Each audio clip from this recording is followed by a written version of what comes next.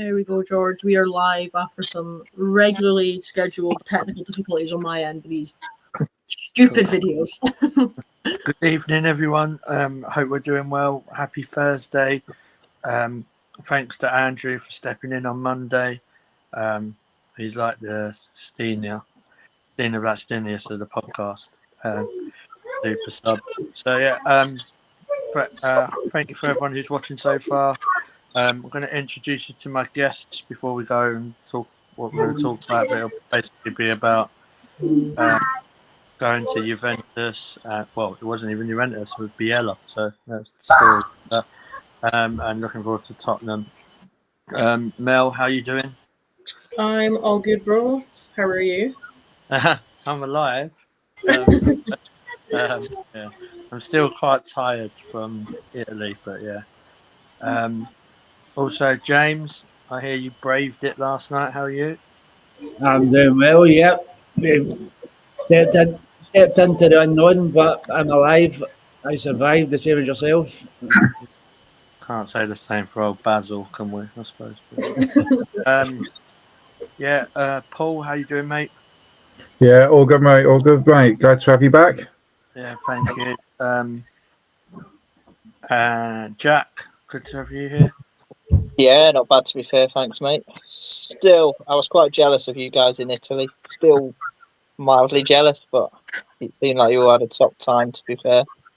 Yeah, it was really good, to be fair. We'll get into that. Emma, how are you?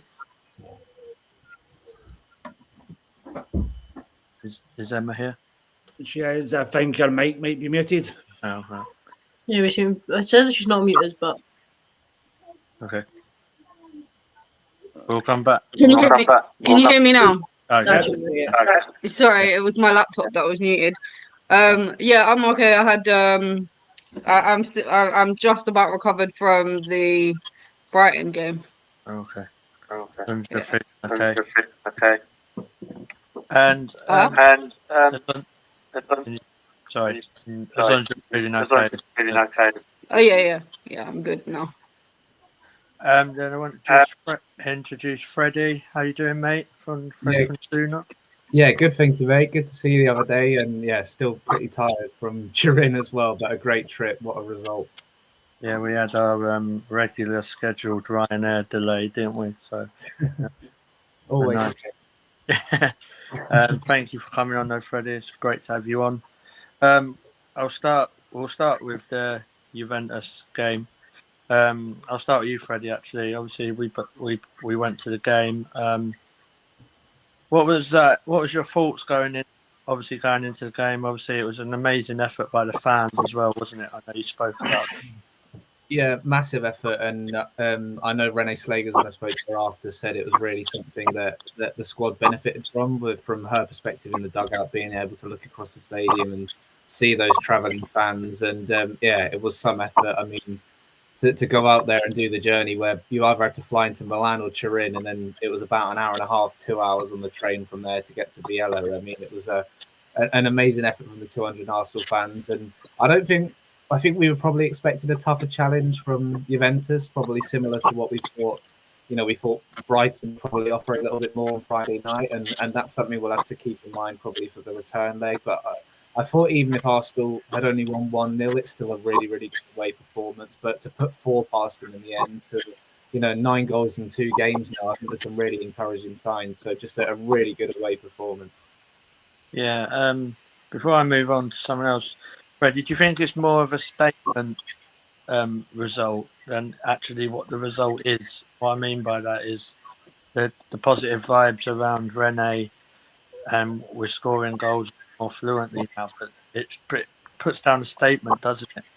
Yeah, I think to do it away from home as well, because we have struggled away from home in the Champions League, and places like that really aren't easy to go to, when you're up against it. But it seemed like a really sort of experienced, quite accomplished Arsenal display. And I think as an all-round performance, it's definitely one of the strongest, if not the strongest, probably along with Brighton in terms of actually surviving that early pressure. Van Domselaar having to make a few saves and then really looking ruthless in front of goal again. So, as you say, definitely a statement. Obviously, halfway through the group now and in a better position than we were after that Bayern game. So, yeah, sets us up nicely going into Tottenham on Saturday. Yeah. I'll come to you, Mel. Obviously, Kim Little started. I actually thought she played quite well. What do you think? I thought we were seeing the Kim that we want to be seeing a bit more. Yeah, I think that performance from Kim was probably one of the best she's had so far this season. It wasn't quite as much defensive play and cycling out and starting from the back again. She looked very more attacking minded, and for her to get an assist on one of the goals is always nice to see. But I think that's the Kim that we've all been asking for and praying for to turn up in games recently, and it's good to see that she's finally pulled through.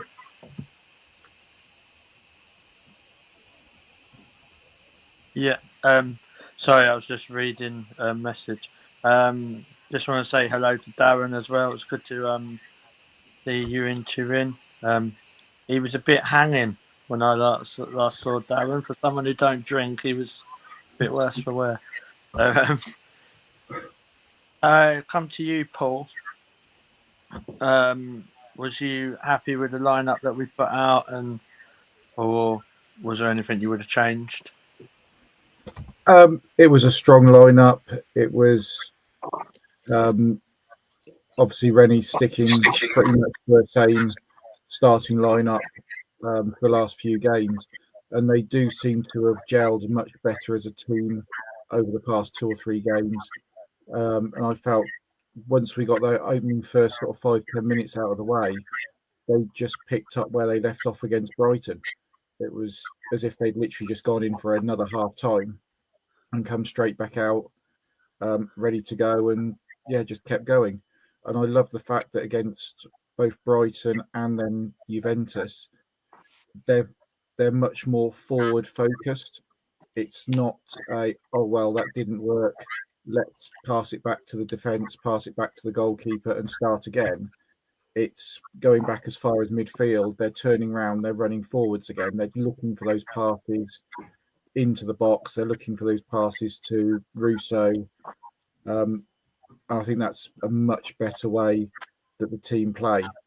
And that's proven that we've now scored all those goals in just a couple of games. And as I say, sets us up brilliantly for the weekend.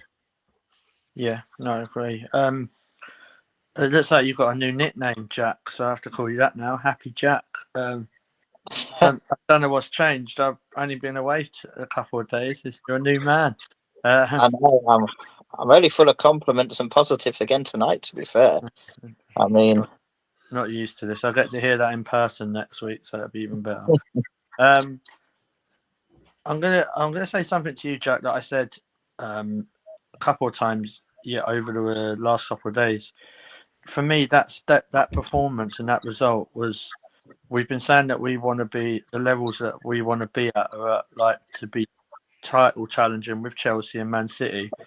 That's the sort of performance or statement they would put through, isn't it?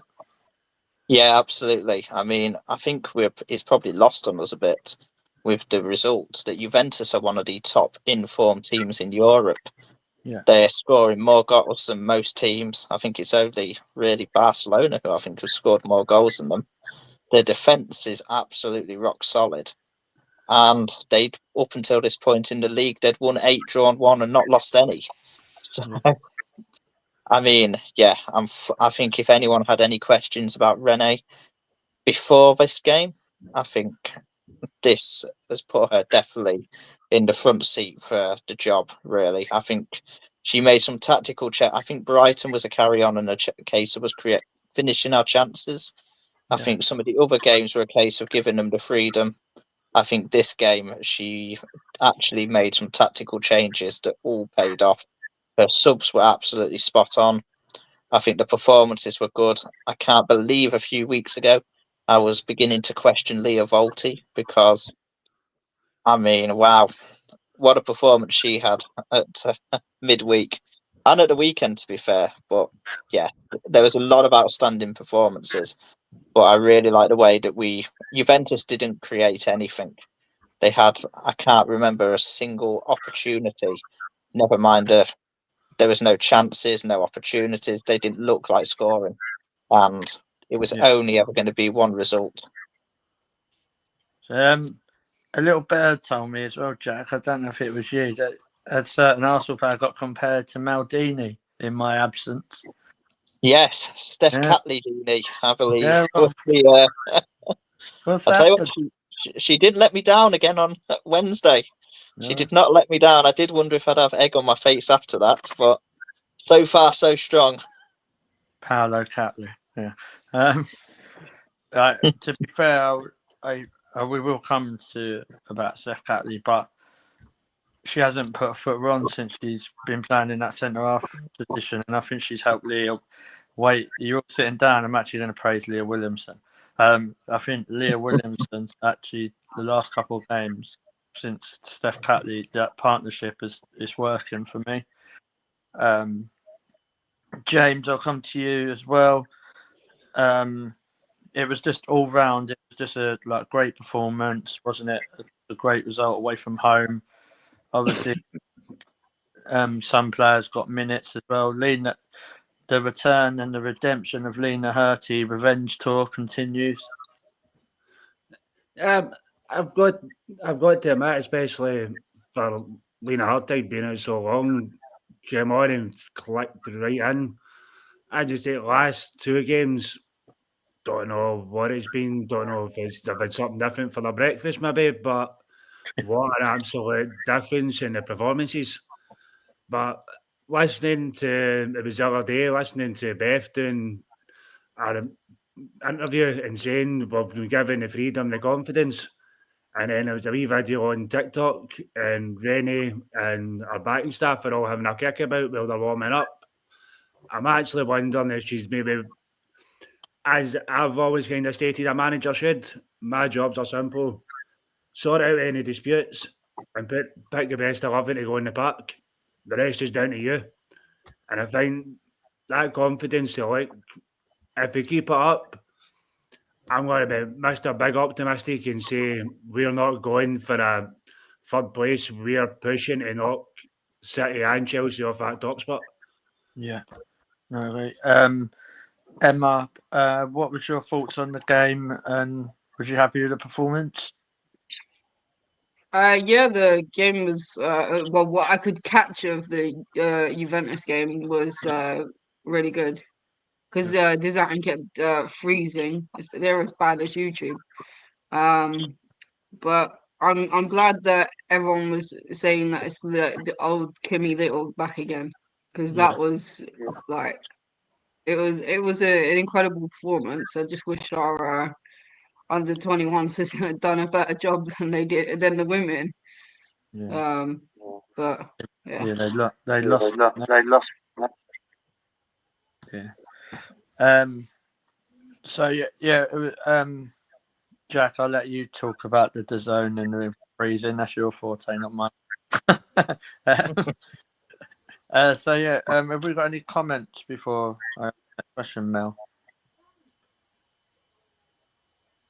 We have a couple. First one in was more shock at Jack's enthusiasm.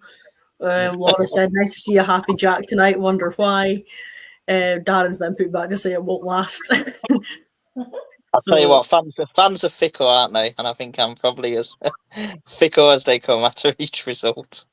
He has also said that, to be fair. He was like, fans are fickle. A few games ago, I said Renee was not for me. Roll on 9 goals in 2 games, and she's deserving of the role. So you're on the same wavelength.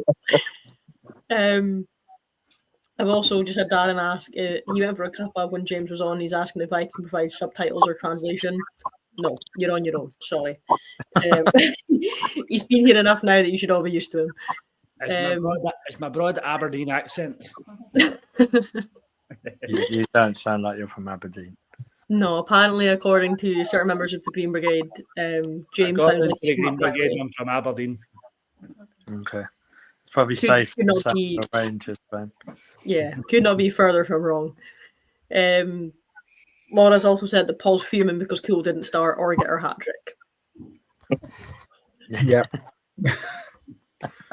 That'll be Saturday. I'll take that.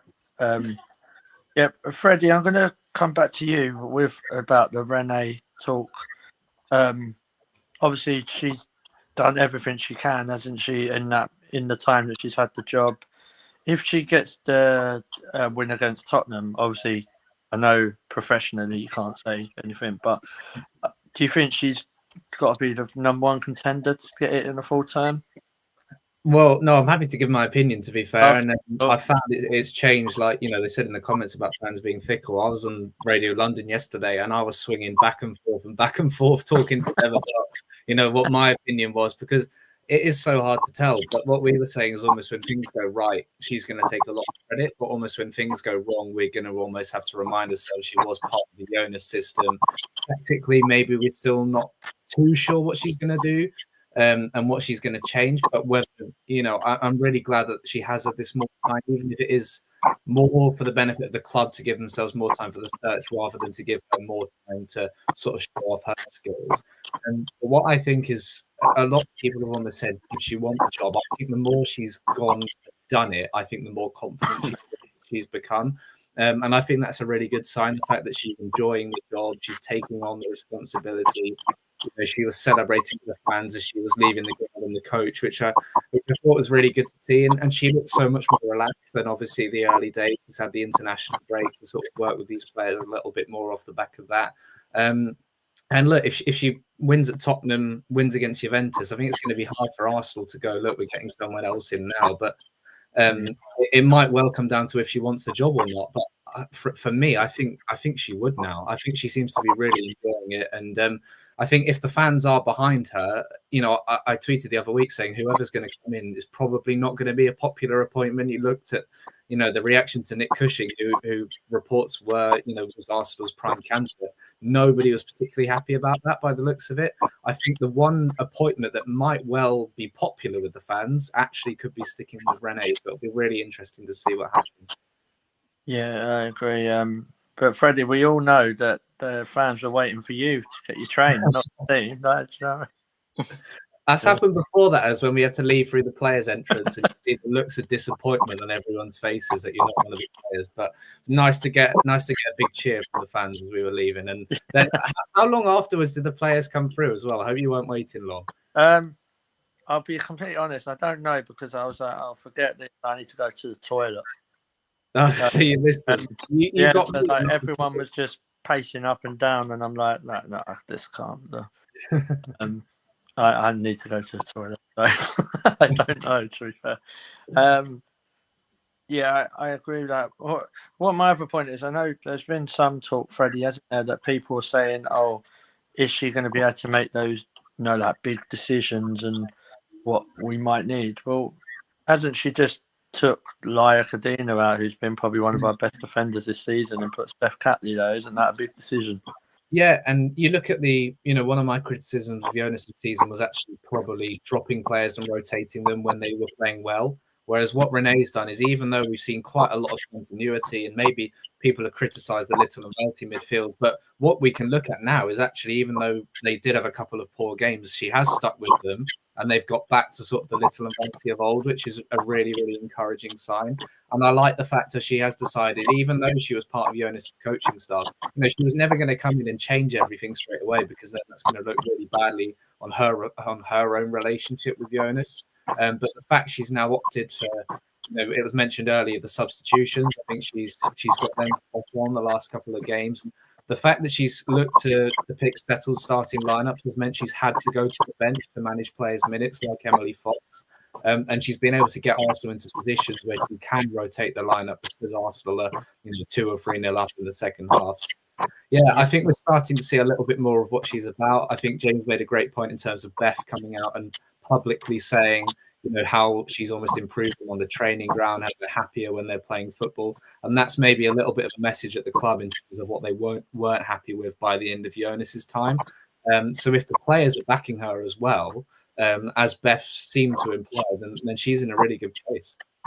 Yeah, I agree. I think as well, like you're saying, that you're seeing some players getting back into some quite good form. I'll tell you something else quickly, George. I'll tell you what was a big decision. After with Mariano Caldente returning back from injury and not going straight back into the starting lineup, and sticking with Frida Marnham for the Juventus game, who obviously had a really good game. especially considering the form she's been in this season. Yeah, no, this is what I mean. Like, so she can make these decisions, and I think it comes across a bit disrespectful when people say, "Oh, I don't think she's got it in her to make those big decisions." On what grounds are they? Do you know what I mean? What grounds are they classing that as an opinion? Mel, I'll come to you. Obviously, what do you think of the chance of Renee becoming the manager full time? Would you be happy with that? And like you say, like we were saying, the players obviously love having her there. Yeah, I think you can definitely see the difference in the players, both on the pitch and off the pitch now, that there's a bit of consistency with how it's going in games. I think, like Freddie said, no matter who comes in, if it's not going to be Renee, they're not going to be a popular choice. I would love for her to get the job, but I also don't see us doing that. Got a lot of experience as like the main coach. It's always sort of like a background role that she's had. So in my eyes, I can't see us giving it to her unless all of our options that we've had fall through. But yeah, I think with how onside the fans are with her at the minute, no matter who we get in, if it's not going to be her, it's not going to go down well. No. The only thing she's done, I'd say, that's annoyed me was took Emily Fox off before the 60th minute last week because I lost 5 fantasy points on that, Renee. So come on, sort it out. I need to catch Dorian because I ain't nearing the end of it because he thinks I'm cheating, copying his team, and I'm not. But yeah, just a sideways segment for you, Dorian, because I know you're watching. Not that we're taking the fantasy serious or nothing, but I'm not losing to Dorian. I was about to say, I think I'm bottom of that league, to be fair, so I'm staying very quiet. Holding it up, Jack, aren't you? That's what it is. Yeah, I'll come to you, Paul. Obviously, about Renee. Like Freddie and James said, that Beth's come out and said some positive stuff, hasn't she? Because realistically, she's got the vibes behind her that we've seen. If some big decisions have got to be made, do you think the fan base will kind of understand a bit more if it was Renee than say if it was someone completely brand new coming in? Yeah, I mean she's got the advantage that she's worked with these players now for quite a while. Obviously, as part of Jonas's coaching staff, so she knows the ins and outs of them. So if she's got to make these tough, big decisions, then there's going to be a reason behind it. Whereas if somebody comes in brand new and literally just sees one training session and thinks, actually, I'm going to do this, this, and this, and then it all goes completely wrong, the fan base is not going to be as supportive as if Rennie makes, a couple of tough calls. And if it does go the wrong way in a match, I think, so far she has proven she's got it in her.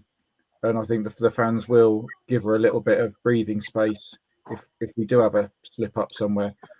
Yeah. Probably not on Saturday because that's pretty much a must-win game in any season. But I think the last few games have proven that the fans are behind her, and I mean you could hear it coming through loud, and all this singing on from Turin the other night on the TV completely outsung the Juventus fans on there, and that just shows the support not just for her but for the whole team.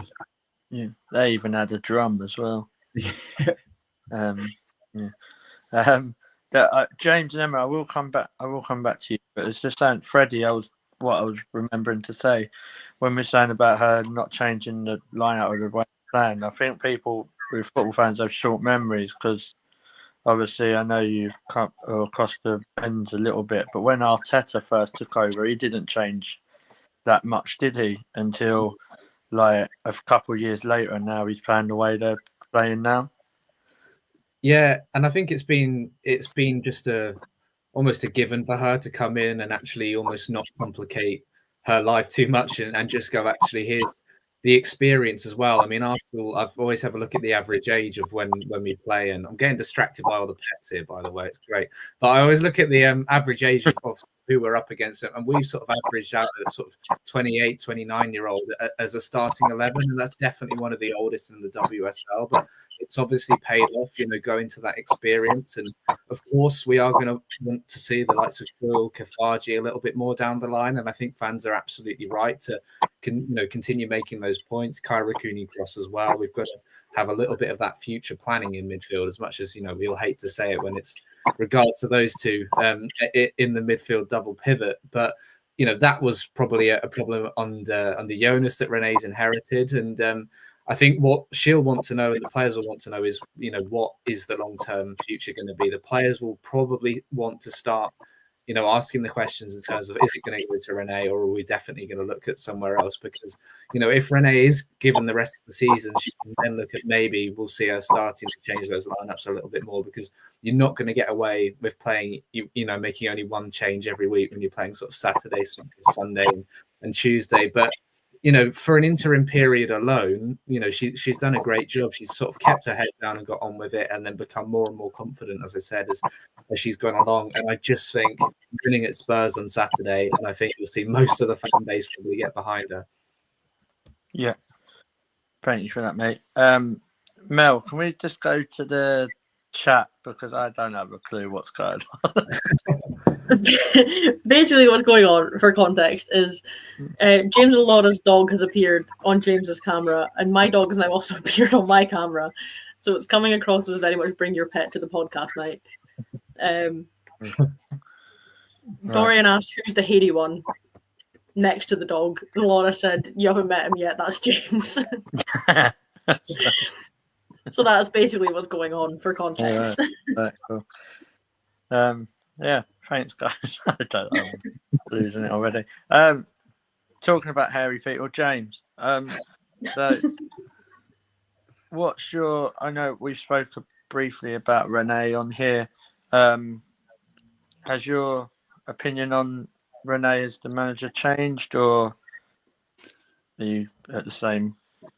No, my opinion's always been the same, but I think I did say if the manager was going to come in, it had to be the absolute tick every box. And then we're getting to the point now, we're close to the winter break. Give her this season. See what we can produce. I think, looking at the way we started, if we get a top two and possibly a couple of cups, then I think it's a rolling contract, 1 year rolling. See how she does. Let her get the summer, build her team and get her players in, and just go from there. Yeah. Cool. Emma, what about you? Question? What about Renee? Would you be happy if she full term? I'd be happy if she stays. But like Mel said, I can't see that happening. Okay, it's interesting. Because they never seem to stick to things that are going well. Yeah, it's interesting. I think personally, it sounds bad. I don't see how they can. If she beats Tottenham on Saturday and then Juventus on Thursday, that's near enough basically us through the Champions League. You would have thought if you go against that, then I think you'll fully alienate the women's fan base. I don't know if you agree with that, Freddie. I think Arsenal are on difficult grounds because of what happened with the Bayern Munich game with the women's fan base. So if Arsenal decide to go against Renee, they're just setting themselves up to fail, aren't they? Yeah, that's an interesting point, actually, in terms of, if there is the chance they make a really unpopular appointment here. And what we do know is the fact almost they haven't got one in already. There aren't any outstanding candidates. Whoever comes in, fans are going to have to be very, very patient with, likely giving them the rest of the season, seeing it as a bit of a free hit because of how far behind we are in the WSL. But I think if you were to say to Renee, even as has been mentioned, just giving her the rest of the season, seeing it as a free hit, giving her the time to really implement her style, And if it goes wrong, it goes wrong, and you go again and use the summer months to then find a new manager. But I think you take a lot of pressure off of her by giving her the rest of the season, giving her a bit more time, especially because the decision will likely be made after the Juventus game. So then Arsenal's got the international break to really iron that out. But yeah, you're right in mentioning the Bayern game, and I think Arsenal, the communication's still lacking. I've checked today; it still appears that on the website that the game's at Emirates Stadium. On the ticket article, it still doesn't say actually why tickets have been taken off sale. It just says they've been taken off sale. So if you're a fan of the women's team only, you're going to have no idea unless you've gone out and looked yourself as to why that game is likely going to be moved away. Bayern have put on their website it's going to be at a different venue, and Arsenal haven't. So I still think the club haven't done well enough in terms of communicating with fans over that game, and they are on the back foot a bit there. But yeah, you're right. If the fans all seem to get behind Renee, if we've got 3,000 of them at Tottenham on Saturday celebrating afterwards, singing her name, then that'll almost help the club make a decision. You would hope, anyway. Yeah. I just like you guys, you'll probably remember. It just reminds me. Do you know when you was in school at the school playground, and you had a group of kids that wanted to play football, and a group of kids wanted to play cricket, so they separated. So separated the playground into two parts. I don't know if they're going to do that for the Champions League game. So for the Champions League game one end and the Carabao Cup game the other. It is. I just think it's ridiculous. Like you said, Freddie, the communication is poor. That they should have. They should know, because I was talking to a couple of people and the meetup, and it's all about having stadiums registered, isn't it? So UEFA are going to have to back down on something either way, isn't it, really? Yeah, something's going to have to give, but traditionally UEFA don't usually back down, and that might well be the problem for Arsenal, is that Arsenal can work very hard and likely come up with an alternative venue. Even if they do manage to get sort of special dispensation for Meadow Park, you're going to then have to refund about 7,000 fans of tickets, which I think is probably quite a shocking look as well in terms of how you're going to go about that process. And I think to back down from playing somewhere as fast as at the Emirates, even though it's obviously far from a sellout, from going from there to Boreham Wood after selling the tickets initially. And I think the main feeling amongst the fan base was fine, be ambitious to have these games at the Emirates, but have the backup plan and make fans aware of that. And obviously Arsenal will take that on board, but to not have seen the Palace game coming at least earlier on in the Carabao Cup as well. Fair enough if we're a tiny team on the men's side who we don't think we're going to get through to this stage of the cup, but we should be prepared for this, and something's gone wrong down the line that simply shouldn't have done. And the fact the club still aren't in a situation where they can come out and rectify this is it is quite concerning, and it's something they really need to make up to the fans as soon as they can and get the next venue right. It needs to be in London, if that's possible, because we still don't know what UEFA are going to allow, so it's a really difficult situation. Yeah, because worst case scenario, and this is one that was briefly mentioned but not one that was it is a serious one, is that if UEFA don't change it, does that then mean that Arsenal have to forfeit the game? Yeah, and if that happens, all options are on the table. Yeah, and if that happens, that's probably, I think that's properly embarrassing on Arsenal. But then I don't know if you agree, or we'll go around the others as well. But start with you, Freddie. Do you think that could alienate some of the fan base against the club if they don't deal with it in the right way? I mean, I can't think of a worse decision the club would have made. I mean, we're obviously talking hypotheticals here, and I don't have any information apart from the fact that is an option. Not that they're going to take it, but obviously, if Arsenal somehow, if Bayern lose their next few games, and Arsenal are top of the group and guaranteed to finish top, then maybe they'll look to do that. But if it's a case of we're going to go through, but we finish second. If you finish second, you're more likely to face a Lyon or a Barcelona in the next round. So if Arsenal sees forfeiting as the best option and then go up against Barcelona and get knocked out rather than playing, a team giving themselves the chance to finish top of the group by beating Bayern potentially.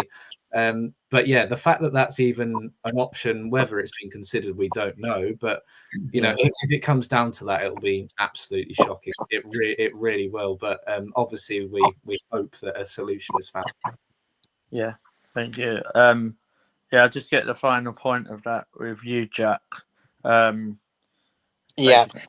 Echoing what Freddie has said, it's bang on, isn't it? Really, it is. I mean, I spoke to a few people about it this week who were non-female football fans. They support the male teams, and that was it. They straight up just said, "Why don't the League Cup game be played at Selhurst Park?" At the end of the day, the League Cup compares. Crystal Palace would accept it. I'll tell you what, still expect Arsenal men to win that game as well. At the end of the day, Arsenal men do not have a Champions League. The women do. The Champions League is bigger than the FA Cup. The TV rights for the Women's Champions League are likely to be bigger than they are for the Carabao Cup. If we have to forfeit that game, that's going to be all sorts of problems. It's going to cause absolute chaos. And I spent the podcast on Monday finding as many different solutions of games being played back to back, of having the Arsenal men play at 5 o'clock, the women play 8 o'clock, like Tottenham did a few years back. Yeah, I tell you, just move the Carabao Cup game to Selhurst Park. Arsenal men have not taken the Carabao or EFL Cup seriously for about the past 30 years. Yeah. So I'm not having them suddenly starting to take it seriously now. They haven't played a full strength team in it at all this season. I don't expect they'll play a full strength team in it in the quarter final either. At the end of the day, I think even as fans now, we've got to say the Champions League is more important. It's a bigger competition. It's more prestigious. No one's taken the EFL Cup seriously, rightly or wrongly. And I actually think any solution by Arsenal of moving the ground, of getting Boreham Wood accepted, it just isn't good enough. At the end of the day, they saw this coming. This was their mistake, and they have just got to be better. And I really do not see why this game, the EFL Cup game, cannot be played at Selhurst Park, and then the blame's not being shifted. Because if they forfeit a match, I mean, when was the last time someone forfeited? Has anyone ever forfeited a Women's Champions League game? Don't know. I can't think off the top of my head, to be honest. But yeah. Mel, I'll finish with you. Obviously, it's not a good look on the club, is it? But generally, we said before, with the TV companies, they need to take responsibility, because they could have easily done something really, really dangerous and moved Palace Brighton that's on a Monday night back to a Sunday and then still played the game, couldn't they? So do you fully blame Arsenal? No, because I don't really think that when the TV companies, etc., come in, that the club's got much of a say in it. But I think regardless of what the outcome's going to be, nobody's going to point fingers at the TV companies. It's all going to come back down onto Arsenal. So they're not to blame, because they're not the ones that are paying the money and being told when to play it. But yeah, regardless of what the outcome is, if the women's team end up playing at the Emirates and they move the EFL game to Selhurst Park, wherever, all the fingers are going to point back to Arsenal, even though they've had little to nothing to do with it, really. Yeah, I just and we're trying not to be too biased here. Like, it's not even just about the Arsenal fans, is it? It's the Bayern Munich fans that have probably paid for all of this stuff as well. And whether it's 1 fan, 10 fans, 1,000 fans, whatever, it's still not right, isn't it? When we get told football's for the fans, that's I think the one that annoys me the most. I'll just say this, George. I've seen on some of our German stuff, Bayern Munich male team fans are talking about what's going on for Bayern Munich Women's Champions League game. Around the rest of Europe, it's being seen as a complete and total embarrassment. I think this isn't a small issue.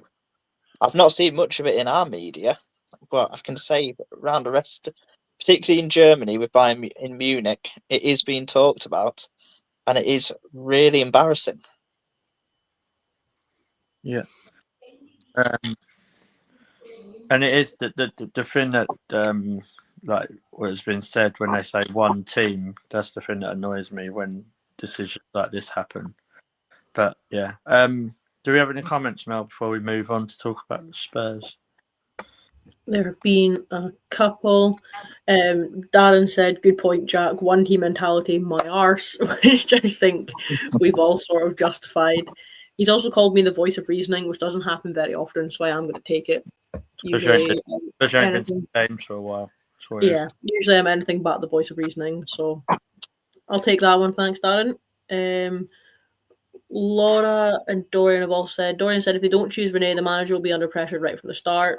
Laura said that she agrees. Any manager stepping in the roles under pressure bring us something more than the County Cup in their first season, which is fair because all we really have to choose about is the County Cup or whatever it's called now, but will forever be known as the County Cup. It's the League Cup now, isn't it, or something? Boring. They might move that to the Emirates. No, bit too soon. Yeah, we'll move on to the North London derby. So, I'll start with you, Paul. Obviously, it's a massive game, like we said. Are you expecting many changes? No, I think she'll pretty much stick to a very similar starting lineup. I think maybe Mariona come back for a start in there after getting the minutes in the second half midweek. But other than that, I think she'll stick very similar. I think she's trusting the Leah and Steph partnership at the back. It was good to see Laura back on the bench after her injury in the week. So maybe hopefully get some minutes sort of towards the end once we're about 5-0 up. Then that would be great to see. But yeah, I think she'll just stick with the lineup. Be interesting to see the goalkeeping position because it's obviously Manu got the nod against Brighton, but Daphne seems to be getting a lot more of the bigger games in the last few. So I think that's the only one position that I'd be unsure of at the moment. Cool. Emma, what's your thoughts about the game on Saturday? Do you think there'll be any changes? I agree with Paul about the goalkeeping situation because you can't get any bigger than a Tottenham game, really, an away Tottenham game as well. So I think she's probably gonna stick with Van Donselaar, and she'll probably stick with what's working because we need to attack. We need to stop being too lazy at the back. Yeah. James, do you, can you see, like, I know it was mentioned about Mariona coming in. Can you see her coming in, or do you think they'll like bring her off the bench and then try and start her on Thursday? I think it's going to be another Asia for this weekend. I can't really see her changing that starting 11. Mariona, personally, if she's fit enough, I would start her.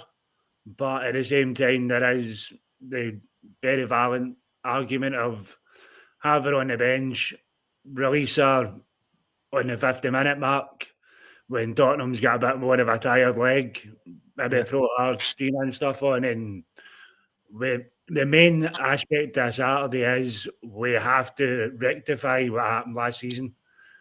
We cannot have a repeat. So I think it's going to be our strongest, or what looks like her happy to go with starting 11. I can't really see a change, and all guns blazing, hopefully. Cool, thank you. Freddie, I'll come to you. Like, I know it's been a big question, hasn't it, about the goalkeeper? Do you see it as, I've asked this question plenty of other times, so I'm going to do it again. Do you see it as like a Ramsdale Raya sort of situation with Manu and Van Donselaar? Because I think like Van Donselaar's kind of edged it, hasn't she? Like now is playing as the number one. Yeah, and I almost think they're not going to be picked because of their sort of shot-stopping skills as well. I think a massive part game by game is that they're actually viewed as quite similar as goalkeepers alone, but in terms of I think their kicking is a massive, massive part. It was the same when Jonas would choose between Sabrina D'Angelo and Manu Zinsberger. I think Van Domselo, one of my only criticisms of her early on was probably her kicking and maybe lacking some of that accuracy. But I thought on Tuesday she was really, really good with the ball at her feet against Juventus. I thought she was really comfortable playing out from the back. And her long kicking against Spurs is something Arsenal might look to go to, watching City take Spurs apart, looking to play the ball long in behind. And maybe that's something Arsenal will look towards as well. But that clean sheet, couple of good saves early on against Juventus. It's the hard thing now is for Rene to take her out of the side, because then you're not, essentially rewarding her for playing well. But yeah, it's a hard decision. Always is. I think it was Manu in goal last time when we lost 1-0. That wouldn't play too much of a factor, apart from obviously we've all got the scars of that game, and it's a massive one to turn around. I mean, Spurs never needs any build up really, but I think definitely losing there last year, and of course last year we also went there in good form because we'd thrashed Chelsea the week before. So I'm almost really conscious of not getting too confident because we went into it in such good form last year. But it's a massive game and some big selection decisions to make. But I agree. I think we won't see too many changes. That's what I was going to ask, because it's like with needing to play the ball in to go behind the defence. Could you have seen Stina maybe coming in, or do you think they'll just do what they've been doing and then let her attack when obviously they've got tired legs? Yeah, I think she'll be on the bench again. I just think Russo having that physical presence, again, going back to the City game and how Bunny Shaw, I mean, she bullies most defenders, but really physically, she looked like she had an edge. And obviously Blackstenius can run in behind, but Russo can do the same. And we've obviously got the pace on the wings to do that as well. And I think Arsenal would be looking time and time again at some of Spurs' defensive weaknesses this season. Lost 4-0 at City, 5-2 at Chelsea. United put 3 past them. So did Liverpool as well. So it's a defence that's been really, really shaky. And that's something that Arsenal will look to exploit. And I think that point's been made about the subs again, and they are going to be really crucial, exploiting those tired legs. And maybe even committing a bit more forward in midfield. Looking at the City lineup, they started Park and Rord in front of Hasegawa, and Hasegawa played as the lone defensive midfielder. So whether Rene would maybe even be brave enough to do that, to go with one of Little and Welty, and even go with 2 essentially in the 10, like City did, because Spurs, they do look really, really vulnerable defensively at the moment, and that's an encouraging sign for Arsenal, who've been putting the ball in the back of the net. Yeah, cool. Thank you for that, mate. Mel, like what Freddie was saying, can you see them going with 2 10s, or do you think they'll Renault just go with the safe option and then change it throughout the game when needs must? I think we'll probably go for the safe option and then change it as the game progresses. I think there's not really much point in pissing about and putting in 2 10s when the way that we've been playing recently is clearly working. For us to go and play Juventus away and come away with a 4-0 win's a massive thing. Mentality wise, to go into this game, any derby game's a big game. I played in a derby game last Sunday and it was chaotic for the least, but nothing sort of gets a team up and ready to go quite like a derby game. So to go into it coming off the back of a win is always a bonus. Like Freddie said, obviously we came off a good performance last year going into the away game at Spurs, and ended up, it was Martha Thomas shattered her dreams. But yeah, I don't think she'll change it in the starting lineup. I think it'll be possibly 60th minute, depending on how the game's going. It's probably when we're going to start seeing some real sort of attacking changes being made, depending on the score. Even if we're up 2-0, I can see her making some defensive changes to try and keep that clean sheet and keep us going as we are. But to go into a game like this and switch it about and play 2 10s wouldn't be high on my list of things to do. Yeah, thank you for that. I think that was the first swear word in 50 minutes as well. I've managed to control myself so far. Yeah, done well. Freddie's a good influence. That's what it is. No, I like how I've brought the first one out though. That's what listening to me does. Yeah. Yeah, no, you're good. Jack, same sort of question. Do you see many changes? But obviously, we're trying to get him behind the defence. Could you see that? I'm just going to continue banging the drum that the Lena Hurty revenge tour could be that last 10, 15 minutes, bit of Lena magic. I'd definitely bring Lena on. I mean, there's not a single player who played in that Juventus game that deserves to be put on the bench. So, Yes. regardless of injury, well, unless there's an injury, you pick the same starting 11. I mean, I wouldn't say Tuesday to Saturday to Wednesday is the most demanding schedule. I'm sure we're not too far away from another international break, considering how thick and fast they seem to come. So I don't think we've got the games coming too thick and fast at the moment. I would not go with the 2-10s either. I think Little and Wally are just so strong in midfield at the moment, controlling games. And I don't think they're playing like traditional defensive midfielders either. I think a lot of our quicker paced attacks and the fact we're moving the ball around a lot quicker is coming from them. To be fair, probably key is Watley in this.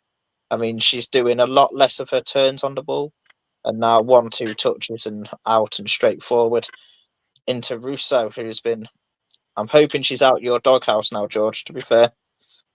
Yeah, I'm trying to think. I was talking about the doghouse yesterday and I can't remember who was in it.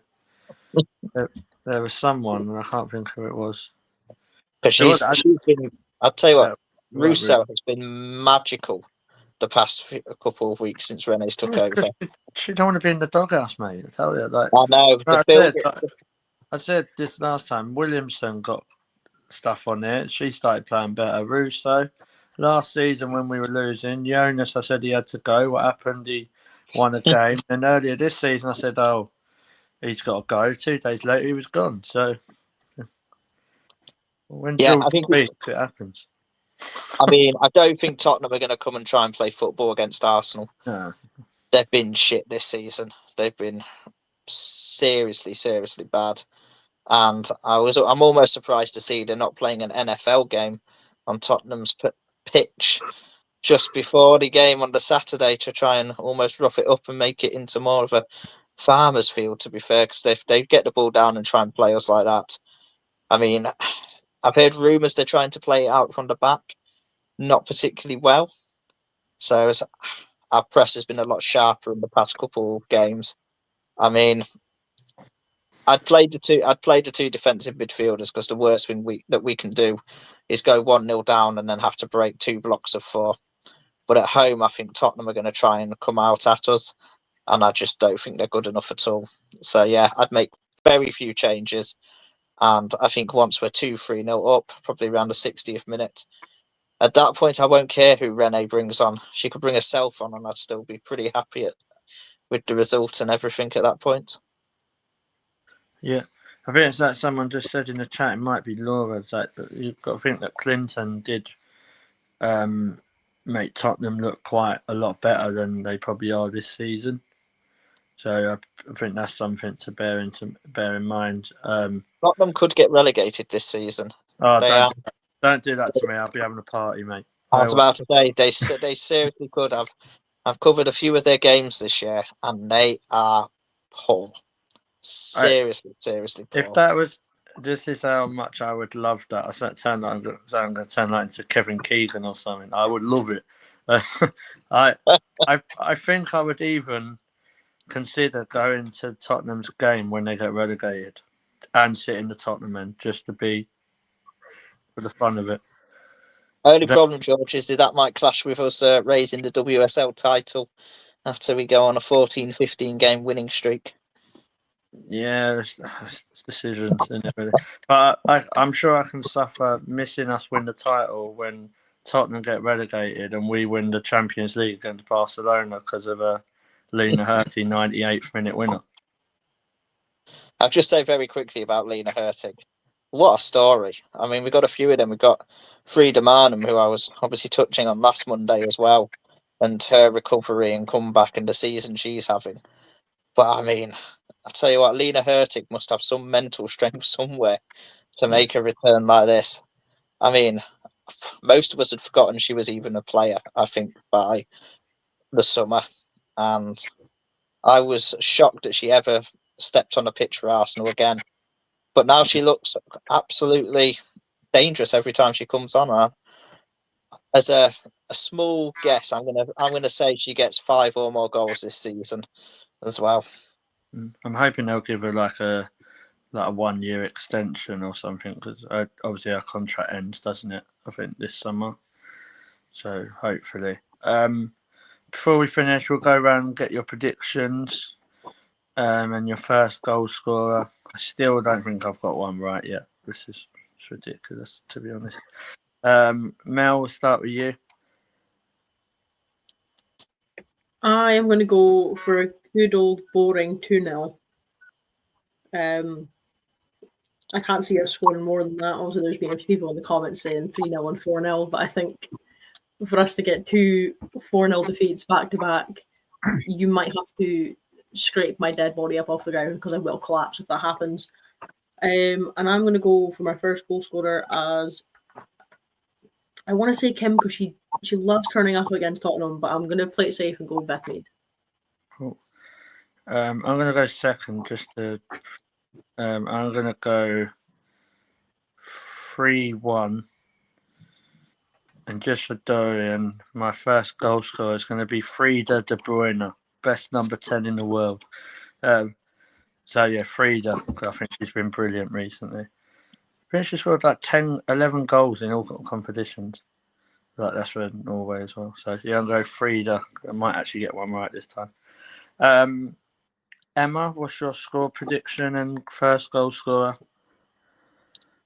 I'm gonna be bold and go 5-0, and it'll be Caitlin Ford to score first with the Kate McCabe assist. Yeah. Ballon Ford. Paul? I'm going to be even bolder than Emma there. I'm going to go for a 6-0. Go on, Paul. What's happened to Paul? I don't know. Things have changed since I've been around. Well, and I'm actually going to go with a Kim Little penalty for the opening goal, and just for Laura, Catherine Cool off the bench, couple at the end. Jack? I'll tell you, these 5-6-0 predictions are making me quite giddy, to be fair. Well, you don't go 7, are you? I think I'm going to go 4-0, and Caitlin Ford's going to carry on scoring. I mean, I think a few of us have ruined the day we doubted her in the summer. I mean, she wouldn't have made it to the start of this season if I'd had my way last year, and I think that shows probably why I'm not a manager. Yeah, I agree. James? I'm going to stay Mr. Optimistic. I'm going to write my mind and say 5-0. My goal scorer, I'm going to go for it. Leah Williamson from a corner. I'm going for it. I'm going to score for my set piece. And just for shits and giggles, I hope she puts her hand up in the celebration. Definitely. Freddie, what about you? What do you reckon? I was just thinking Leah from a corner as well, because she has come close actually the last few games. But I'm going to go Caitlin as well. I could see our wide players being really important, and I'm going to go 2-0. I can't see Spurs being quite as bad as they were against City at the back, because they were really, really poor. They're back on home turf, but I think the way we're playing, we should be strong enough. Cool. Thank you for that. Have I forgot anyone, Mel? No, I think you've got everyone, but I'm glad that Freddie said 2-0, because I was really starting to look quite pathetic with my prediction. That's the benefit of going live. So I said 3. Everyone was going like 3, 4, 5, 6. I was like, holy shit. could be a long Saturday for me. But no. Dorian has also asked, why don't you pick later and copy everyone else, or is that just what you do in the fantasy league? So you're not getting out of that one, George, unfortunately. Yeah, I chose Frida. So it's all about Frida, Dorian. I would say I'd see you at the game, Dorian, but someone's on a family holiday, aren't they? So yeah, I think that's 1-1, and we'll end on that. I just want to say thank you to all my guests and everyone. So Freddie, thank you for coming on. It's been brilliant. Yeah, thanks for having me. Appreciate it, and hopefully see you on Saturday. Back in the Tollington after a 2-0, but 5 or 6 would also be lovely. Yeah, hopefully catch up with you. And Daisy's going, isn't she, as well? I think. Yeah, there's a load of us from Laguna in the press box at Tottenham, which makes me quite smug, which is great, having loads of Arsenal journalists there. So yeah, looking forward to it. I'm glad that's kind of worked out as well. So yeah. James, thank you. Are you at the game? I don't know if you are. Unfortunately, we're not. Our next game is Aston Villa at home, I believe it is, on the 8th of December, Laura's birthday. So that'll be our next one. But we'll most definitely be screaming at the top of our lungs as per at the TV, joining in with you. So everybody has is in sound voice. Yeah. So that's Zambuca shots for Laura then. I'll hold her to it. Jack, thank you again as well, mate. No, thank you, George. Unfortunately, I can't make it Saturday. I'm working again, but Bayern Munich had been the game I was aiming to go to at home. But obviously, after that debacle, I've managed to shift things around. So hopefully, I'll get to see quite a few of you on Wednesday for the Juventus. No, Thursday. Thursday for the Juventus game. I was about to say. It's because I booked my train for Wednesday today. But so yeah, no, it'll be good to see a few of you there, and hopefully we'll be coming off. Well, we'll be even more positive than currently. Yeah, so you can go on Wednesday if you want, but we'll be there a day later. Paul, good. Thanks for it. Thanks again. Are you at the game or are you working? No. Yeah. Next one for me will be the Villa game. Yeah. Cool. So yeah, we'll definitely catch up then. Emma, thank you again. That's all right. Thanks for having me again. And I will see you at the stadium and then at the Tollington afterwards. Yeah, sounds good. Just want to say thank you to everyone who's done the comments and after all, Mel, thank you for setting up the show and doing everything and being brilliant as always. No problem at all. I was supposed to be there on Saturday. I was going to do a day trip, but I cancelled it because we had a big cup game in Glasgow on Sunday. Glasgow have annoyingly pulled out of our game and given us a walk into our League Cup quarter-final, so they've really ruined my plans for the weekend in total. But I'll be watching on probably my phone because I will be going to see Elgin City play on Saturday instead. But we're going to win. What game are you at next? Oh, that is a good question. Let me have a look at my notes app because it changes every week. Is it 2027? Palace at home looks like it's going to be my next game. And not the Carabao Unless we magically get absolutely ruined in a cup game, be it League Cup or Scottish Cup, then you might see me sooner. Also, if we continue to keep going the way we're going in Champions League, I might be down midweek, but you never know. Cool. All right, then. Well, yeah. Once again, thank you all, and we will be back. I don't know what day it is today. Thursday. Yeah, we'll be back on Monday, and just keep tuned. Please continue to share and please subscribe. It does really, really help the channel. So appreciate you all, and come on, you Gunners.